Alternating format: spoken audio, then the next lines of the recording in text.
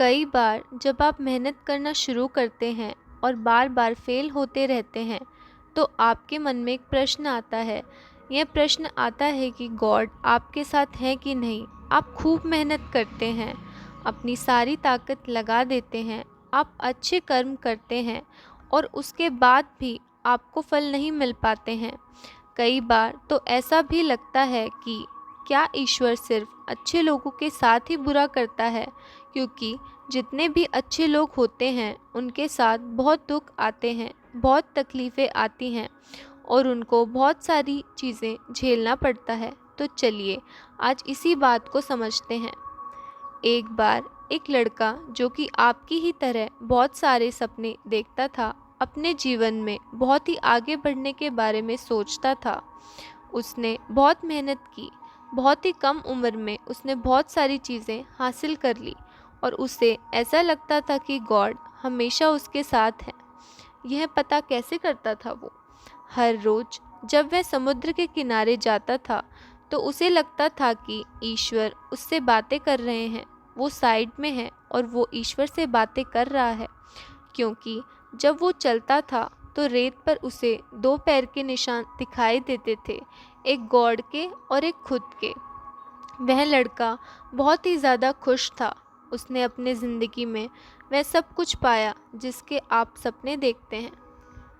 लेकिन कहते हैं ना, यदि सूरज उगा है तो ढलेगा भी। यदि घड़ी में दोनों कांटे ऊपर हैं तो दोनों कांटे नीचे भी आएंगे। उस लड़के के साथ भी यही हुआ। धीरे धीरे उसकी कंपनी लॉस में जाने लगी। जहाँ करोड़ों की प्रॉफिट बना रही थी वहीं पर करोड़ों का नुकसान होने लगा।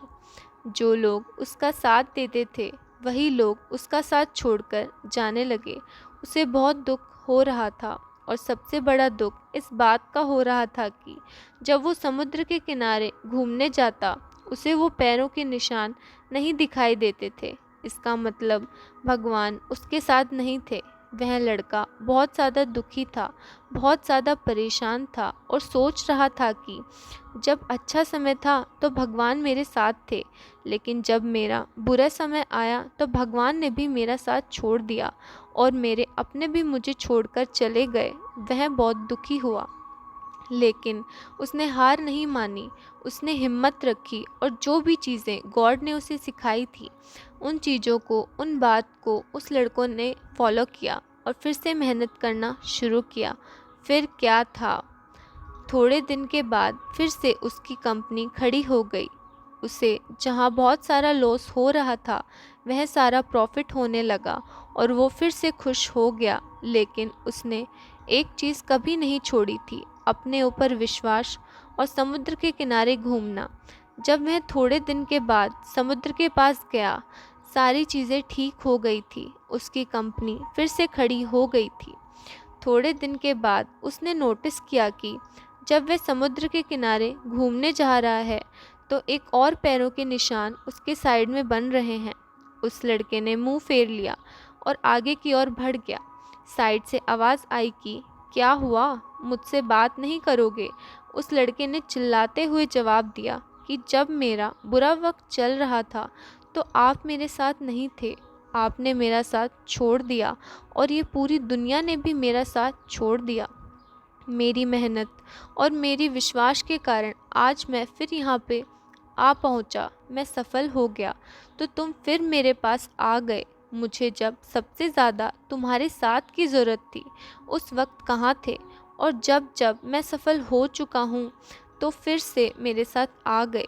साइड से मुस्कुराने की आवाज़ आई और कहा, मैं तब भी तुम्हारे साथ था और आज भी तुम्हारे साथ हूँ।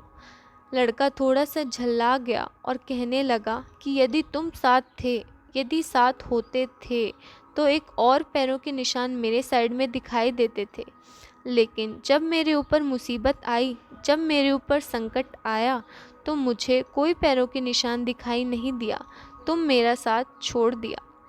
बाजू से फिर मुस्कुराने की आवाज़ आई और कहा कि मैं तुम्हारी मुसीबत के समय भी तुम्हारे साथ ही था।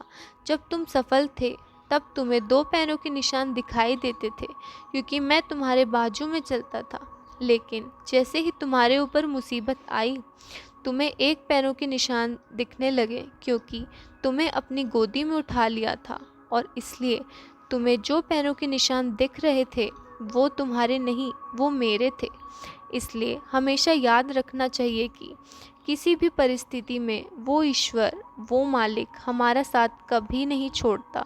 हमें उन पर विश्वास करना चाहिए। हमेशा उनकी भक्ति करें या ना करें, वो हमेशा हमारे साथ हैं।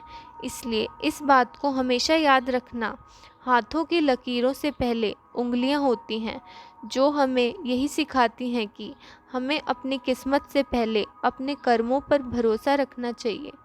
आशा करती हूँ कि मेरी बातें आपको समझ में आई होंगी, और इसे अपने दोस्तों के साथ शेयर ज़रूर करना, ताकि उन्हें भी यह बात पता चले और वो अपने जीवन में आगे बढ़ सकें। दोस्तों, अगर आपको मेरी कहानी अच्छी लगी हो तो प्लीज़ इसे लाइक करें और